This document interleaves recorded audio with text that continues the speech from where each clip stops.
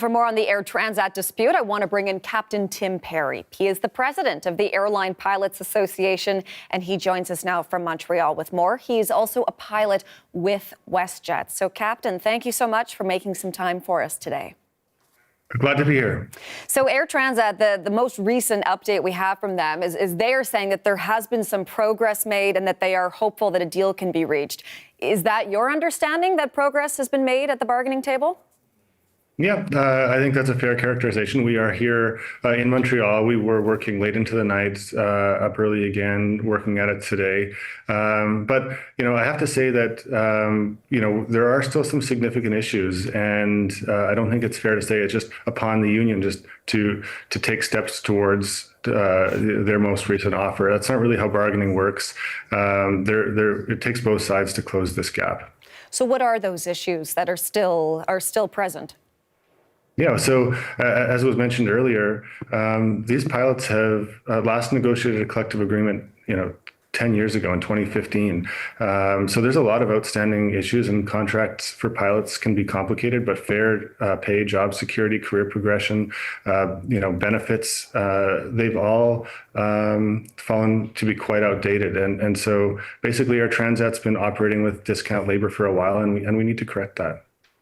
I think, Captain Perry, that some people listening, when they hear that what is on the table is a 59% pay raise over several years, that sounds generous. Can you help us understand, sort of put that into context for us, whether you do think that's generous?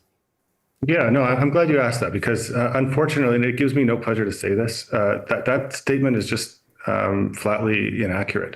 And, furthermore, statements like that, kind of mischaracterizing what's going on between the two parties outside of the bargaining table is pretty irresponsible. We are focused at the bargaining table. We are working on closing the gap. But, if we had 59% on the table from the company, we'd be taking it to our members. It would be irresponsible not to.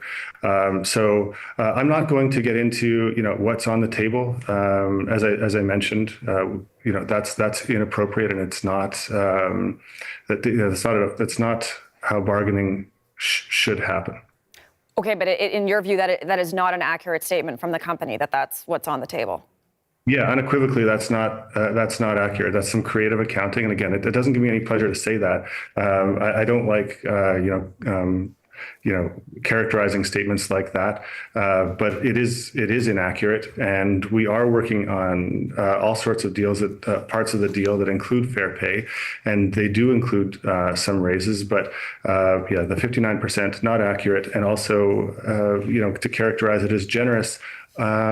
Look, these are items that have been outdated for a very, very long time, and it doesn't. It's going to take significant moves on both sides to get where we need to go. What else would you like to see on the table? Well, as I said, pay is an issue here, but job security, career progression, different things around scheduling.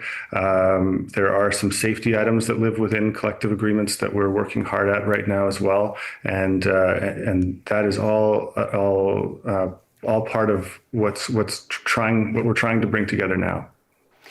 We have certainly seen in recent years a number of either airline strikes, near strikes, job action. Why does it seem that there is quite a disconnect, I guess you could call it, between unions and employers right now within the airline industry? Well, it's a great question, and I think everyone in Canada should think hard about employee rights and what's going on for workers in Canada. But here and now, it really comes down to the fact that this collective agreement is so old, and that the labor that the pilots have been providing to Air Transat has been happening at a discount for some time. Look, we don't want to go on strike. Pilots want to work. There was a great segment about people trying to get where they need to go. That's what we want as well. We bear in mind the well-being of the traveling public when they're in our care on board our airplanes, and it's no different now. A good collective agreement that's bargained in good faith at the table is very stabilizing for an airline. 25% of the pilots have left Air Transat over the last 5 years for better jobs. That's not stabilizing. We want a good collective agreement that will attract and retain pilots pilots, and which will benefit everybody, including the traveling public. Okay, and then just finally here, Captain Perry, do you have a message for Canadians who are maybe feeling a little bit fed up with some of the recent labor disputes that we have seen in this country in the aviation industry? I'll repeat what I said. We don't want to go on strike. We understand absolutely that everyone wants to get where they need to go, but no company is entitled to discount labor. They have to do the hard work to reach collective agreements. That's the law of the land in Canada, and pilots at Air Transat have every reason to expect that.